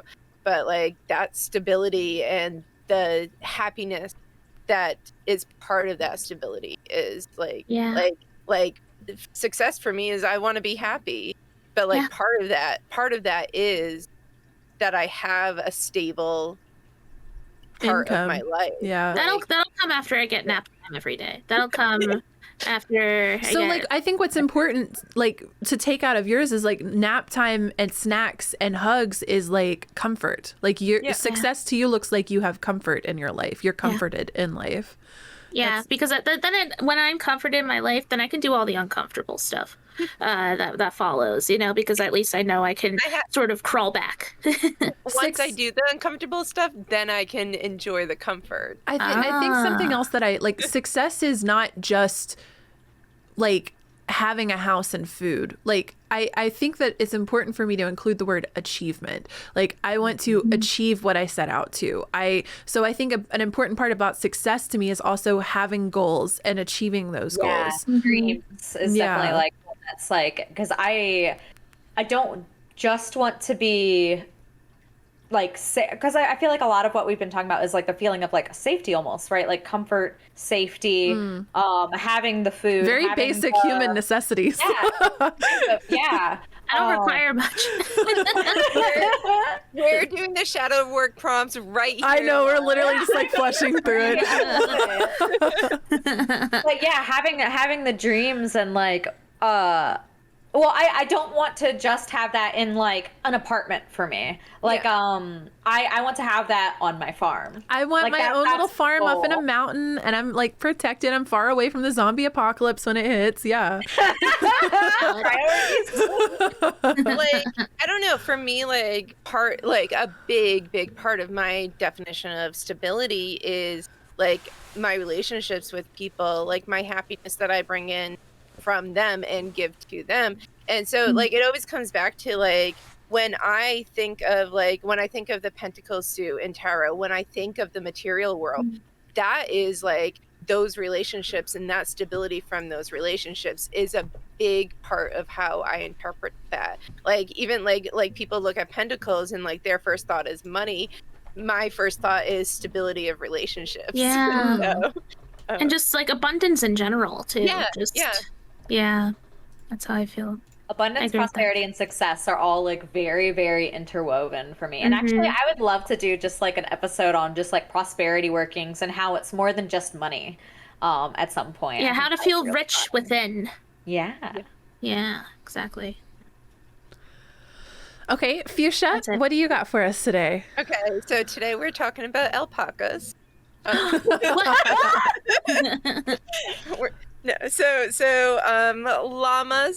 Lammas, or Lughnasadh. I'm going to pronounce Lammas wrong. I'm sorry. That's my Massachusetts accent coming out. We can say everything wrong.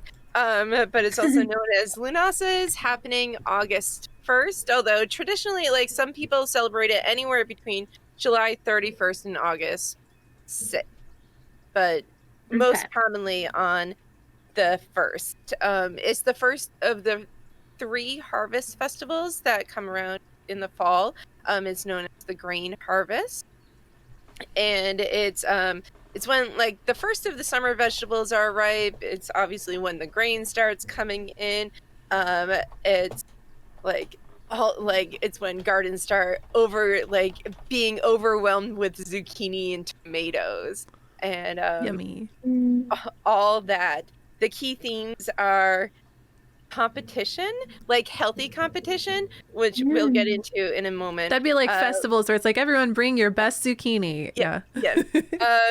Love, gratitude, harvest, gratitude. I wrote gratitude twice because it's such a that's big so important. And community. So the festival of Lughnasadh celebrates the Celtic god Lu, who Panthera mentioned. Is the god, he's the craftsman god, and he's good at a lot of things, many things.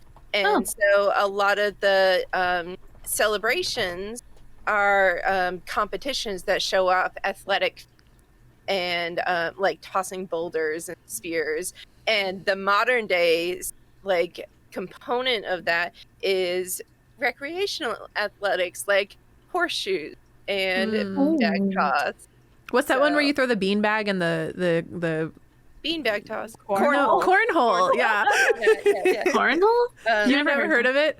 It's it's not cardboard. I just know it's beanbag. It's like oh, you know what it is though? Yeah, it's like little beanbags and you throw them in a hole. Like yeah, I always called it just beanbag toss. Yeah, I never heard the phrase cornhole until I moved to the Midwest. So, I was gonna say maybe it's a southern thing. I feel like I've heard it all around. I don't know though. Yeah. I do never have one heard it. random little lore with Lou. Can I? Do you mind if I toss Yes, it in? go ahead. So, Lou, this particular date was celebrated because this is the date upon he defeated the spirits of Tirnanlog, which any of my World of Warcraft players, if you guys played during Shadowlands, you guys know the fairy area. There's that one dungeon. Yeah. It's very heavily inspired by this. Oh, that's cool. It's like Tierna something. Uranus. Yes, Lughnasadh. It's very heavily inspired by Celtic lore. So Cool. there's a I can see tie-in part of it. Just gamer So- things. This is a time to, tying into the Capricorn moon, work on new talents or honing old ones. This is a time to actually to get ready to share them with people, and it's also a time that traditionally this was when craft fairs were held, when a lot of temporary stalls, temporary markets were put up, and they were, I know Panther is making the association right now, they were decorated with a lot of brightly colored ribbons. So it's interesting that this is when Renaissance fairs start happening throughout at least the US. This is when they start at the beginning of August or mid-July. So, and that's modern day equivalent is all these crafts showing off all these talents and Oh, everything. yeah, absolutely. I found that was a really interesting association that I would not have thought about. That's cool. It's often a time for hand fasting, which, if you are not aware, is pagan, kind of like pagan weddings, where they're literally they tie their hands together and have a ceremony. Oh. And it was also a tradition where they would do the hand fasting for the official wedding, and they would do a year of a trial match kind of. So this was the time for that. What the heck?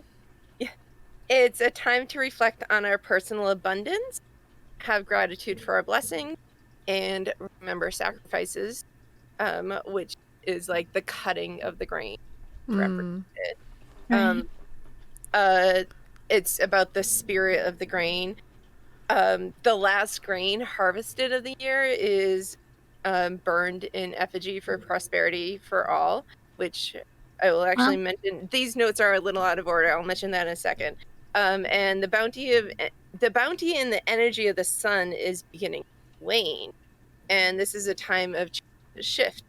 True. So one of the traditions is that the first sheaf of grain would be cut at dawn of the first on Lughnasadh and baked into the harvest bread, which was shared by the entire community as thanks for the harvest. And the last sheaf of grain was often made into a corn dolly. It was carried to the village with lots of festivity and lots of dancing and celebration, and it was central to the harvest supper, and sometimes would be burned afterwards. But I found this interesting. If it was a good harvest, the dolly was made into a corn maiden, and if it was a bad harvest, it was made into a hag or a crone. No. Oh, So that was I was like, oh, okay. But either way, they would both be dressed up in makeshift clothes and ribbons and everything, and they would still they would burn it in thanks, no matter if it was a good harvest or a bad. They would burn it in thanks for whatever they did get, oh. So a lot of the traditions are centered around the grain. So one of the easiest ways to celebrate it is baking bread. Baking bread, and also breaking the bread with your. Oh, that's fun. Yeah, I love Lammas that. specifically translates to loaf mas, or Yeah. celebration of the loaf. Yes, essentially, yes. right? Oh my god, it's a cat festival. I didn't realize. What? Oh my god, I'm so dumb today. You guys can just say anything to me and I'll just believe you. It's like, wow, that's cool. There was also one story that about John Barleycorn.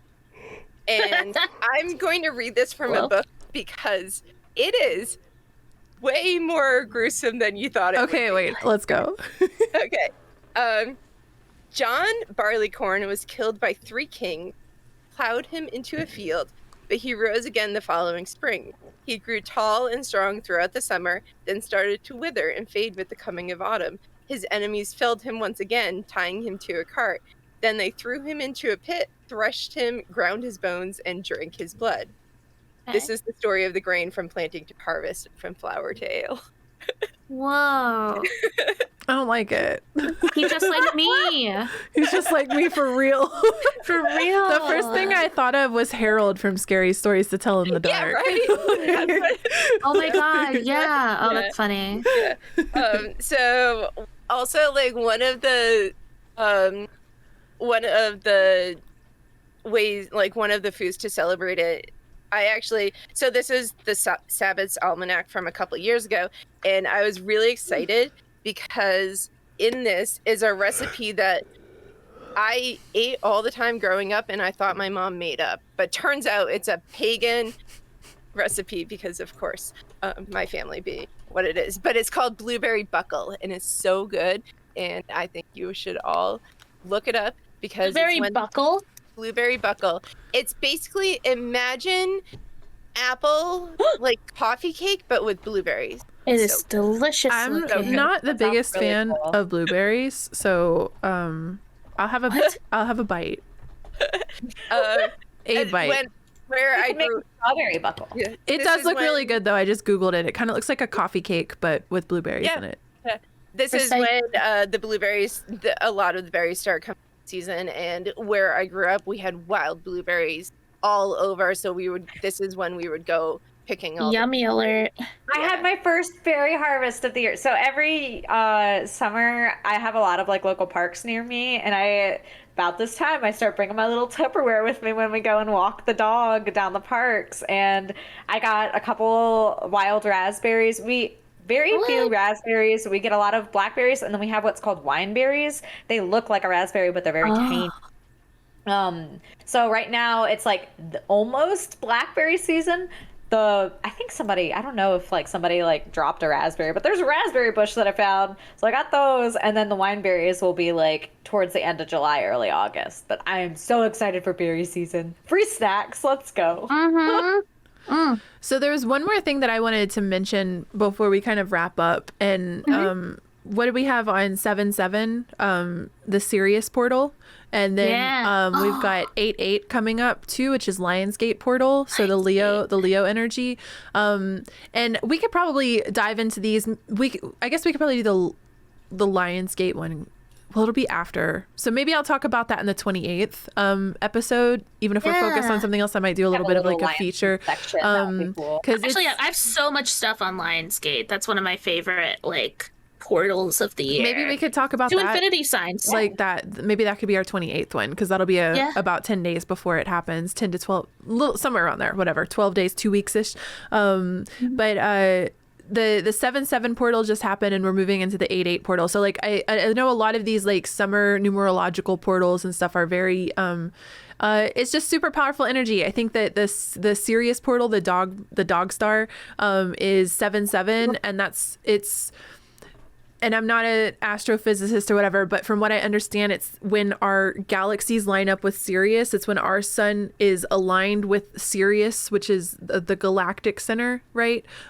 Sirius is the major star that all of the galaxies are kind of swirling around, including our galaxy. Sirius is the dog star too, right? Right. Yeah, Sirius Black. Yeah, that one just went off, and we could do a deep dive. I just wanted to briefly mention them. I didn't prepare any information or anything about them, but they're always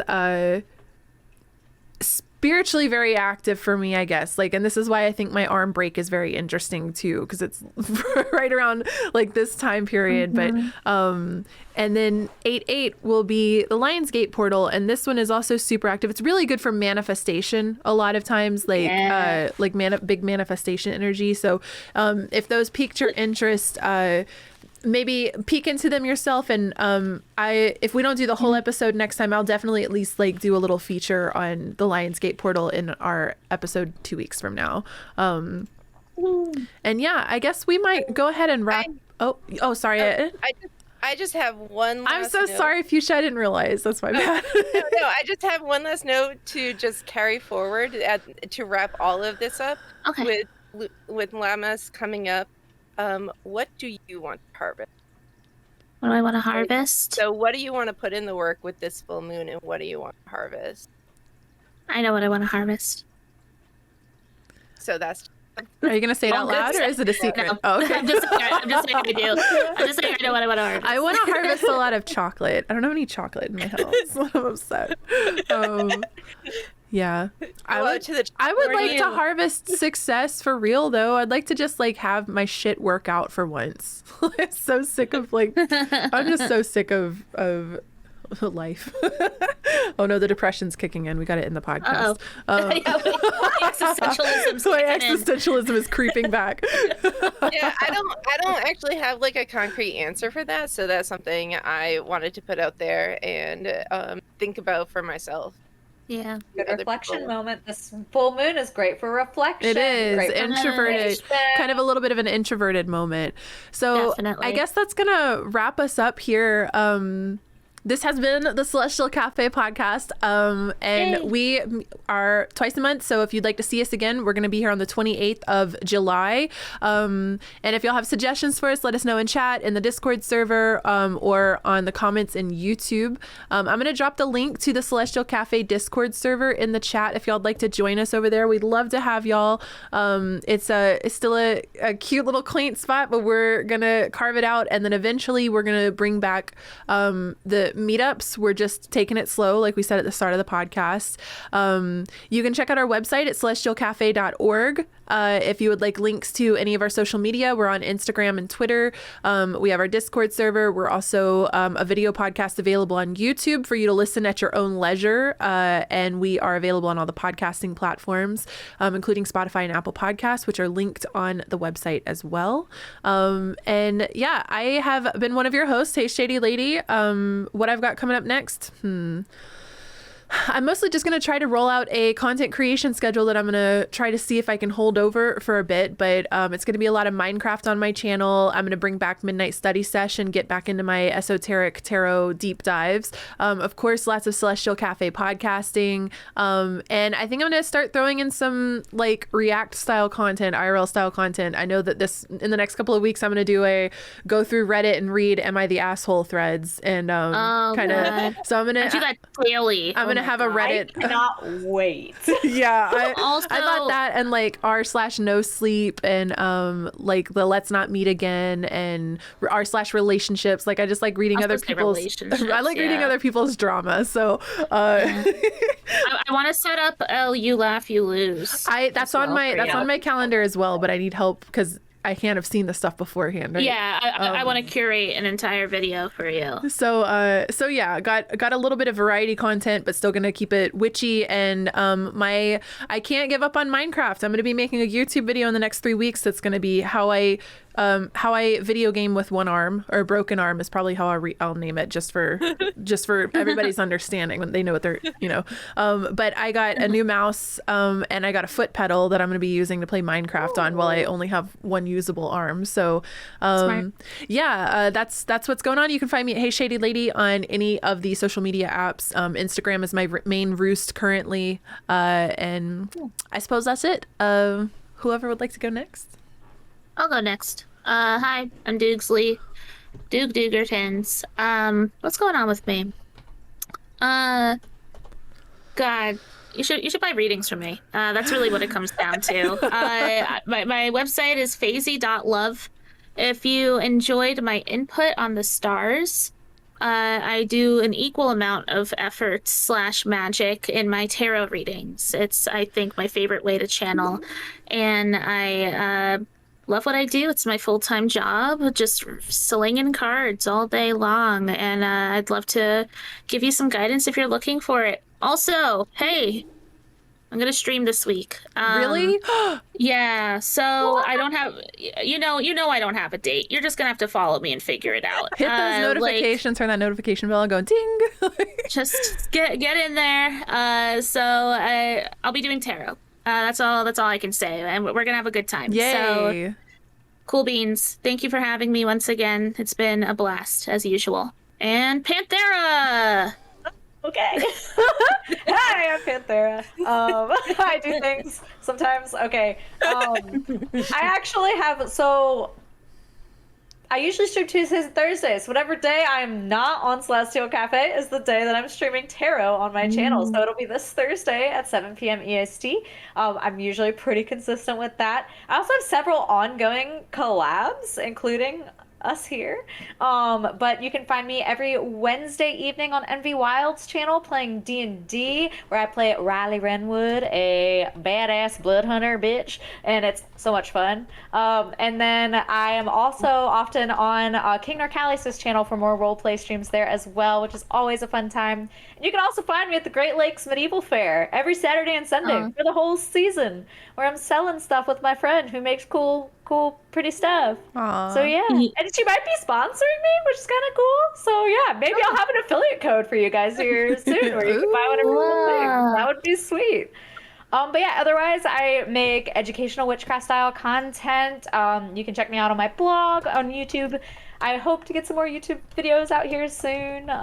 It's just been a little crazy. I also am going to be making more money bowls and prosperity oils soon. So stay on the lookout for that. Yeah. So much stuff. Also do coaching. She does it all. Just go. Yeah. I'll pretty much do whatever if you pay me for it. And then we got... Don't take that wrong. Clip that. And then we got Fuchsia. But I'm Fuchsia. I make YouTube content about tarot and other witchy stuff, witchy crafts specifically. And the next video I have coming out at the end of next week is all about working with Aphrodite for the past year. So a lot of like what it's like to work with her and how I personally have like embodied that working. So I'm really excited about that because it has been a full year of working with her. So I'm excited about that one. Other than that, I make candles on my Etsy shop, and I also have tarot readings available, like all of us, and you can get to all my social links at lunarlibraries.com.